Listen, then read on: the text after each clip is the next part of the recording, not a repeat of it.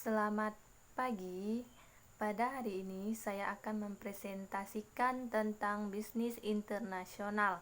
Sebelum saya akan mempresentasikannya, saya akan memperkenalkan diri terlebih dahulu. Nama saya Yohana Ria. Kelas pagi C. NIM 19104170. Jurusan Manajemen, Makul MPI, dosen Adi Mursalin SEMM.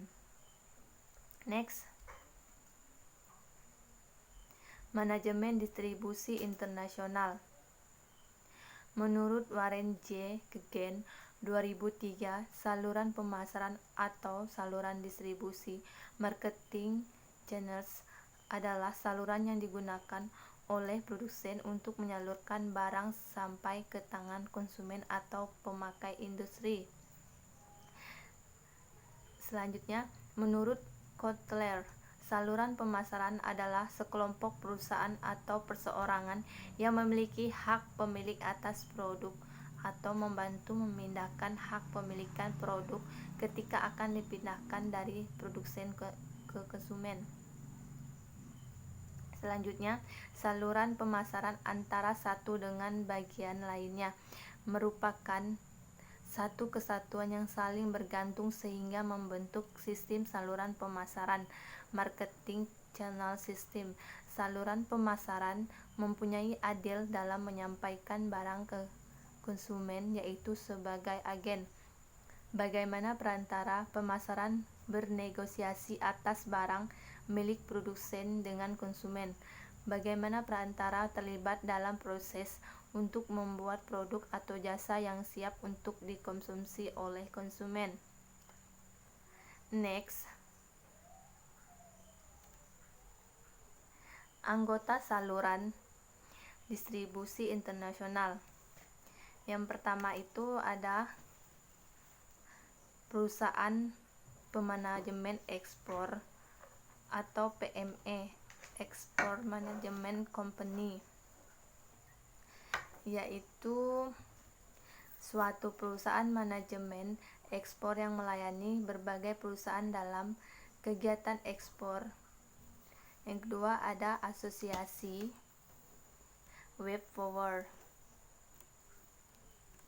Asosiasi ini didirikan oleh produsen Amerika Serikat. Yang ketiga ada agen ekspor perusahaan, Manufacturer Export Agent atau AEP.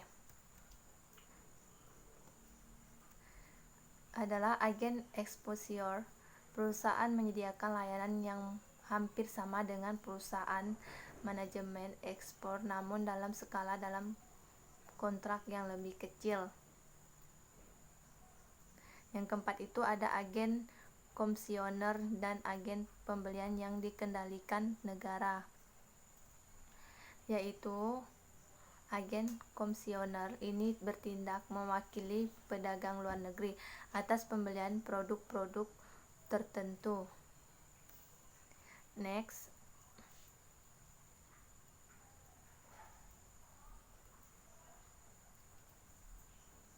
Pedagang perantara. Yang pertama itu ada pedagang perantara. Pedagang perantara memiliki hak atas produk dan melakukan hubungan dagang dengan menggunakan nama pribadi dan memiliki otoritas yang berbeda antara pedagang perantara satu dengan pedagang perantara lainnya dalam berkaitan dengan barang tersebut. Yang dua itu ada koperasi pengekspor, Cooperative Exporters.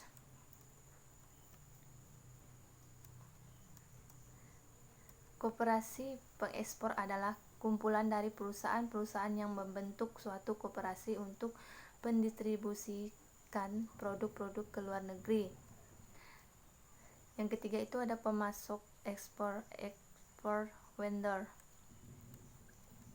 Adalah perusahaan yang mengkhususkan diri dalam menjual produk dengan kualitas rendah atau yang jumlah produksinya berlebihan untuk dijual kembali ke luar negeri.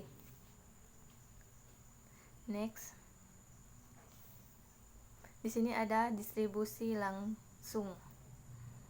Yang pertama itu ada distribusi langsung melalui agen, yaitu dalam berdistribusi langsung perusahaan dapat bekerja sama dengan agen perantara di luar negeri, yang mana agen ini tidak memiliki hak atas barang tersebut. Yang kedua ada perwakilan agen.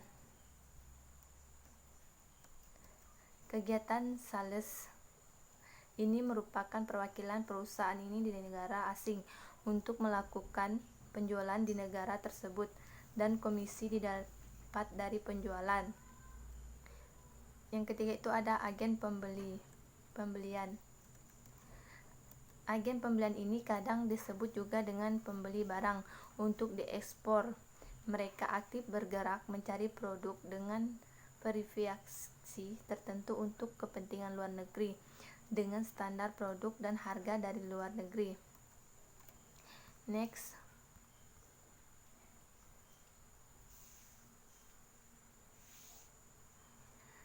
Di sini ada distribusi langsung melalui pedagang perantara.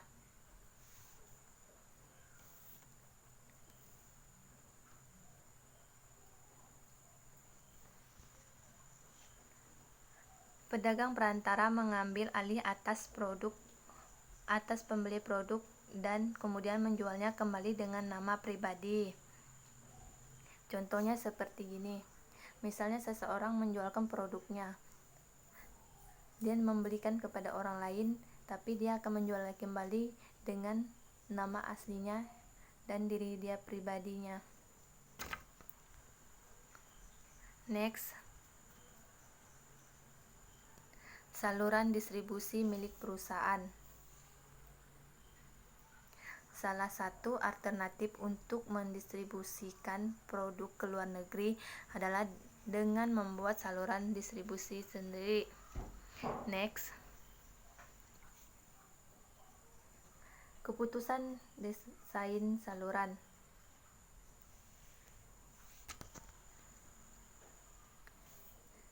Di sini ada menganalisis kebutuhan konsumen, yaitu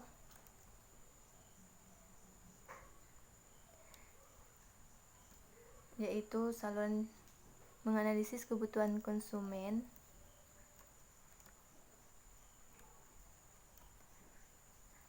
yaitu bagaimana perilaku pembeli konsumen, apakah mereka lebih suka membeli di lokasi sekitar rumah mereka ataukah mereka rela menempuh jarak yang jauh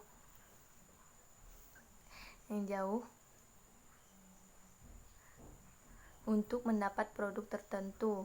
Apakah mereka lebih suka membeli secara pribadi seperti via internet atau via telepon? Apakah konsumen menginginkan banyak pelayanan tambahan dan lain sebagainya. Yang kedua itu ada menentukan tujuan saluran, di mana tujuan saluran pemasaran berkaitan dengan pendefinisian secara tegas pelanggan yang akan menjadi sasaran perusahaan dan berkaitan pula dengan tingkatan layanan kepada segmen-segmen pelanggan tertentu yang ditargetkan. Yang ketiga itu ada mengidentifikasi alternatif utama.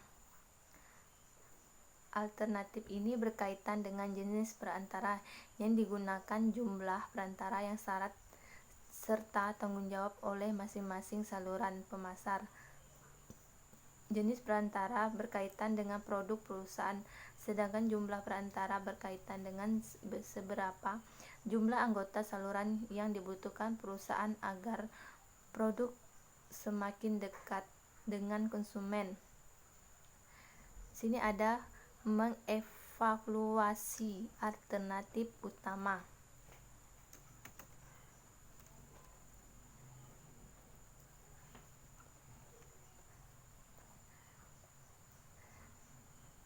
Tahap berikutnya adalah mengevaluasi alternatif dari hasil identifikasi berdasarkan kriteria ekonomi kendali dan cakupan kriteria ekonomi berkaitan dengan bagaimana perusahaan bisa menganalisis perkiraan penyusunan biaya dan portabilitas dari alternatif yang berbeda. Di sini ada pemilihan anggota saluran, di mana setelah perusahaan meninjau dan memilih sistem saluran, selanjutnya perusahaan mengimplementasikan sistem saluran. Perusahaan harus memilih anggota saluran pemasaran internasional yang sesuai. Perusahaan memiliki kemampuan beragam dalam menarik perantaraan yang berkualitas. Next.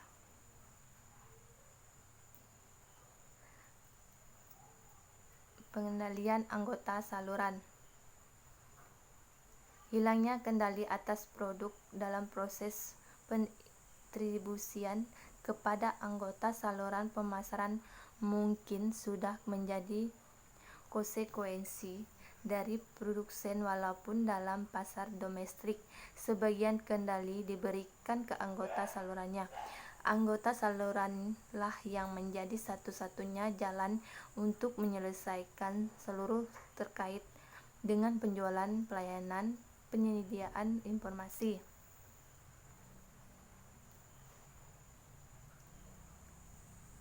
Terima kasih.